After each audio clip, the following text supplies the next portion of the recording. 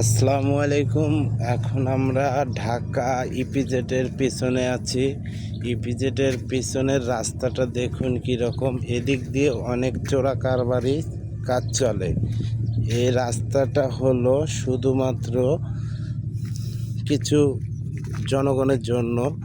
এই রাস্তাটার ভিউ দেখুন আপনারা, এই যে দেখুন ইপিজেডের পিছনে ধান চাষ হয়, অনেক কিছু চাষ হয় এই জায়গায়, শাক সবজি।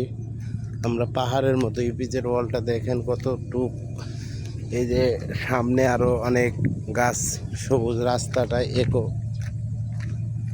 বেকো মেটো পথের মতো রাস্তাটা। এই যে ওয়াল ইপিজেটের, এটা এক ধরনের পাহাড়ের মতো দেখা যায়। এই জায়গায় অনেক কিছু হয়ে থাকে সব সময়। এই জায়গাতে রাত্রেবেলা যাওয়া যায় না, ছিনতাই গাড়ি থাকে। আমরা এই যে সাঁকো দেখতে পাচ্ছি, এখান দিয়ে পানি যায় ইপিজেটের নর্দমার পানি। এই যে পানির অবস্থা দেখুন, কি অবস্থা দেখুন।